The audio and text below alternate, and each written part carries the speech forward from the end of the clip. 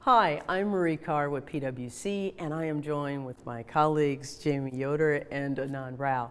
And we've been talking about Insurance 2020 and beyond, and many of the factors of disruption that are changing and reshaping the industry. But it's not just the insurance value chain that you should be concerned, it's all the adjacent industries value chain. So we have the whole banking sector, we have the asset management sector, and even more, you have the health sector. So health and the health exchanges have caused quite a lot of changes to the group players, the group disability, group benefit players. So there's a lot of disruption happening there because of an adjacent industry. Well, and this is interesting. I mean, we talk a lot about this shift from inside out. How do we do better, what we've always done? How do I get more out of what I have?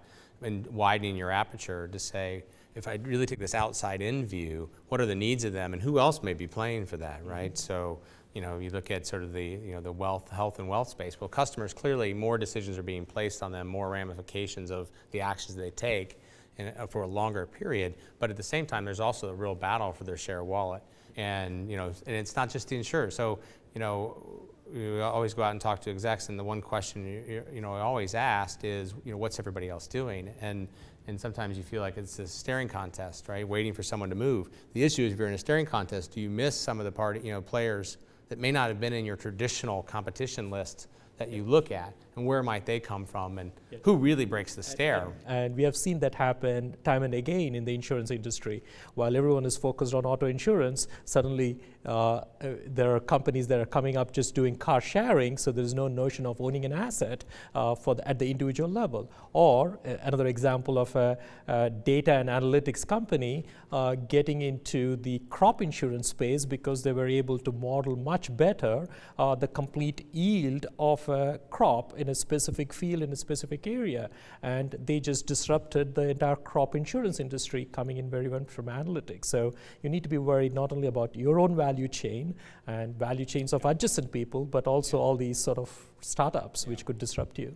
Yeah, and I think that what you've hit on is something we saw at the CEO survey, and even in the conversations, is that executives are starting to see that their competition is coming from other areas. 5-10 years ago, you say, who's your biggest competitor? And they would name the usual suspects. Now it's a whole kind of potpourri of companies that they go, someone could come in and do the data analytics, somebody else could come in and do the risk, somebody else could do the capital part of it, somebody else could hit this. And so they're starting to see, insurers are seeing how much of their business model will have to be shaped. And going back to your point about the share of wallet, if we then look at that decision, I'm making a decision about my 401k retirement, but then it's really a benefit question for me. And if I'm doing benefits, then why not talk about my life insurance? Why not talk about my health? Why not talk about my disability?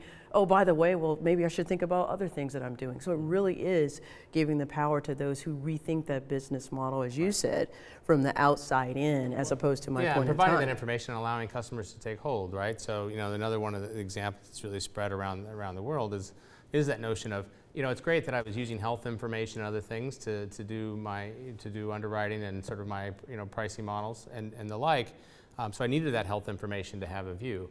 But while I need that from my view, how do I expose that back to the customers, where the customers understand the implications and the actions they take, and then does that change their interaction and view of the insurance offering and coverage altogether, right? So we certainly see those models that are evolving, which is in many ways it's changing, it's advice, but it's also putting things in behavioral, the control of the customer in a way. The same information we use, but getting it out there and into their hands.